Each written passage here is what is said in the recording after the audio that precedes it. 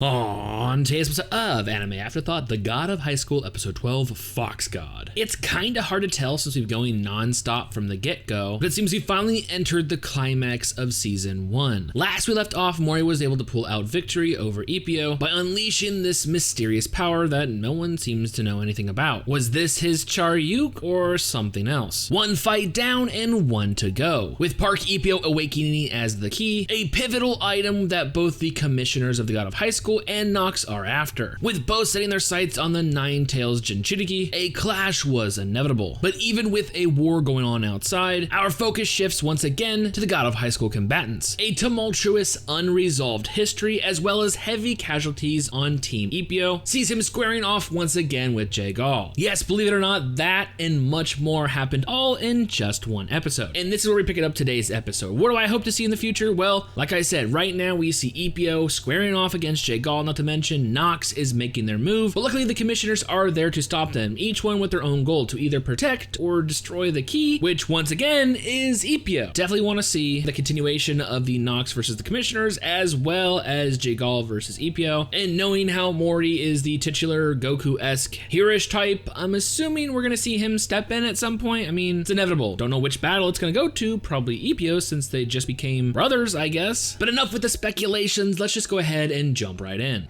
The sword was OP enough to take out Tae Jin, but now you're summoning fucking gods and these little angel things and shit. And now you're summoning another god? Wait, is this the same one that was pushing down the sword? Ah, looks like Grandpa's out for some revenge. Too bad I really didn't care about the grandson too much. Honestly, I cared more about the maid. Oh god, are we getting a Jay Gall backstory? I don't know if they're trying to create some kind of empathy here or what, but oh, so he has a connection with Nox, Manduk, and now he's a fucking demon or some shit. And he just killed his grandfather. That's all right, we're finally back to the fight. So that power we saw with that ate his grandfather is different from the Megalodon, right? Which brings up a good point. Can you have multiple Charyuks as he just summons the impoverished? Remember when the craziest thing in the series when there was a fucking dragon? I'm not even surprised anymore. Mugen's still putting up a fight. Well, I mean, he does have the Omega symbols in his eye, and I'm pretty sure that means the end. So destroying the world is probably in his bucket list. Good, kick his fucking ass. Ooh, back to that face punch again. You can't say he doesn't deserve it. You can't say that. Oh, shit. Wait, the key is an actual key? Was the key not the Nine-Tail Fox Spirit? Oh, kick to the face. I read the first couple chapters and I saw the difference in how they introduced the Divine Doctor. The webtoon was way fucking better, way funnier. Total Kid Goku vibes right there. Oh yeah, I forgot about fucking Iron Man right here. It looks like Tony Stark has given up on their alliance and they're probably, yep, judging by the planes, they're gonna drop some bombs. A shit ton of bombs, my god. Oh what, his power's limited? He needs the key to break his restraints? Is that what he just said? Wait, what? The kids need to play inside? What? Did he fucking transport him somewhere? Dude, you better worry about your fucking self. You're pretty sure you're missing a leg right now. See? Yeah, I really do dig that he has like the water affinity. Seeing how it's healing too. It actually perfectly like matches up with his want to heal his friend. I wonder who all was transported to this place. Wait, Ippio couldn't beat him, so he left it up to Mori? That's what the training was for? Is it the Fox Spirit? Is the key the Fox Spirit though? God damn, they look like a fucking Hellraiser. And they just took out a fucking dragon. I hate to say it, but I like this dude's design the best so far. Aw, shit. Is it Jay Gall? God damn it. Why the fuck would Mugen transport Jay Gall to this place if he says the kids need to play inside? Was his intent to take Jay Gall too? And if he's using this ability, can he not use Megalodon? Oh shit, did they just combo their Charyuk? Yeah, so even their teamwork wasn't enough. Like, this guy is such a fucking asshole. With that look on Mori's face, I hope he fucking eats it. Or destroys it or something. Say, fuck all of you. Oh wait, hold on, doesn't Nox want to destroy it? I don't know. I don't know what I want him to do, but I want him to do something that'll piss Jagal off. Now the god is using his other eye. What the fuck? Oh, it's, I mean, he had a wand. I'm 95% sure it's the grandpa. Yeah, now that they can actually use the environment and shit, these battles feel definitely a lot bigger. Yeah, I knew it was the grandpa. Dude. What the fuck? This dude's fucking OP as shit. So he disassembled and reassembled the nukes into a more powerful thing to actually go against the god? And did he just summon a fucking meteor? Jesus Christ. And I thought Plunder was fucking crazy. Wait, were they underneath Soul? Or did the shock of the explosion just bring them back to, I will give you $5, Mori, if you fucking eat it. Okay, $6 if you eat it. No, I wanted Mori to eat it, not Jagal. What the fuck?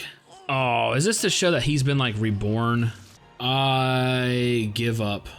I give up. Seriously, what the fuck? Okay, I guess that just happened. Much like Tower of God, I think they're condensing this series way too much. Even I feel like there's gotta be some information missing. We have this kind of disconnected intro where are they trying to make us empathize with Jagal or just trying to understand his reasoning? If their goal was to paint him in a different light, they did not succeed. All we know is he was either sold or just straight up abandoned by his mother to a wealthy guy who said the only thing that matters is talent and anyone else is a fucking loser. A disconnected scene follows where somehow he gets some kind of power from Mandok and then ends up killing his adopted grandfather. I mean, like I said, if their goal was to make us understand his reasoning, I do. It doesn't change the fact that this guy's a fucking asshole though. Yeah, but that leads us to another question though. They're not really going into explaining Charyu. Can you have, I mean, you must be able to have multiple powers, right? As we see Megalodon, and then once Ipio gets the upper hand, Jagal is forced to summon the impoverished and transform into a demon-esque grotesque design, which I'll admit is pretty fucking badass. Can you only use one power at a time though? Does he still have Megalodon? I'm not 100% sure. But that leads us to the next scene, which is even more interesting, that the key they were referring to is an actual physical key, as Jagal gets the upper hand and absorbs himself and Ipio into a liquid metal-esque slime looking ball, and out pops the unpowered Ipio on the verge of losing consciousness and an actual physical item, looking like the jewel from Ocarina of Time. So when they were referring to an actual key, it was literally an actual fucking key. Now, that brings up another question. So is this little item the physical vessel or container of the actual fox spirit? Like, we know that the nine-tailed fox who destroyed half of heaven was supposedly the key, and we saw Ipio actually manifest this power, but was it only because he had this key inside of him, somehow fused, or how exactly did it end up inside of him? Like, does he no longer have Charyuk from the fox spirit? Honestly, this episode really does give more questions than answers. Like, okay. Not to mention, once again, the leader of Nox is summoning a god, this time the actual real god. So what was the god before that actually helped thrust the sword? Was that just a fake god? Was this a more fully evolved version of that god?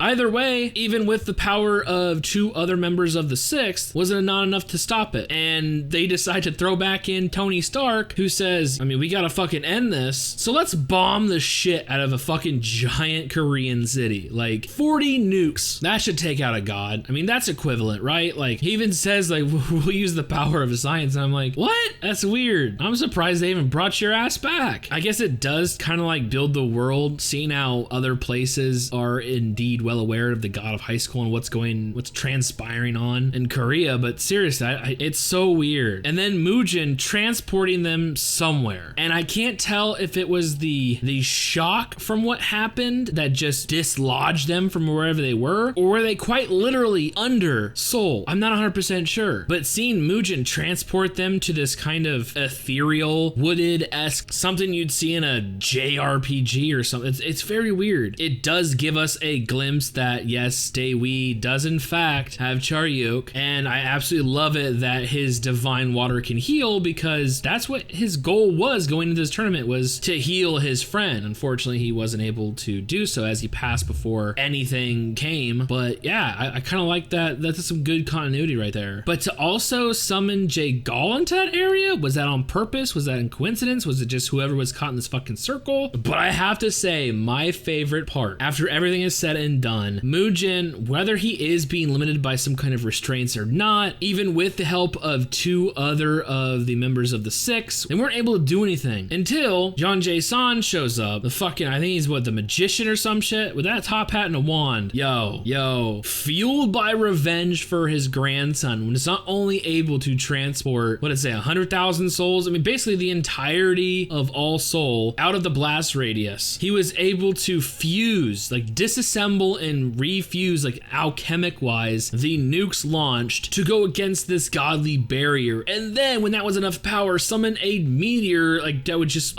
completely obliterate everything. But it still wasn't enough. Like the dude's legit powerful. He was still standing at the end. Like I say he's still alive. I mean, yes, he fell collapsed, but we're talking about a grandpa. So, but then Mandoke is still doing it too. And he's just like, the key? Because at this point, everyone's been transported back. Like I said, I'm not 100% sure. Was it just, were they underneath soul, or is this some kind of like the impact was so great it dislodged them from this other place? I don't know. But unfortunately, the one thing I wanted to happen was either break the key or eat the key or do something with the key. But no, it seems Jay Gall actually got his hands on the key, used that creepy fucking stomach mouth, devour it, turn into a baby, which turned into an angel, which turned into some kind of horned, spiked, winged demon devil god thingy. And that's where we're at in the fucking story.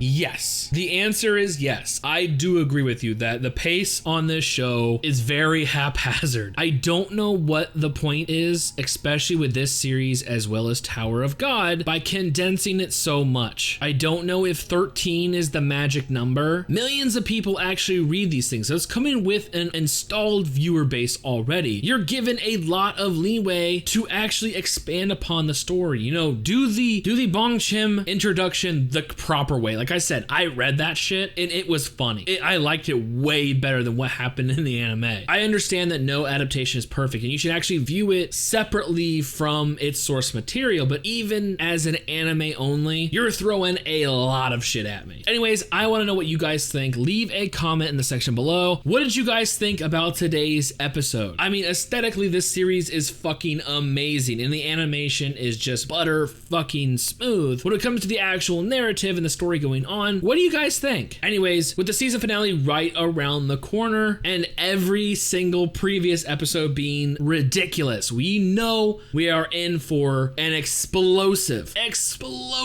season finale. So with all that being said, I honestly cannot wait for future episodes.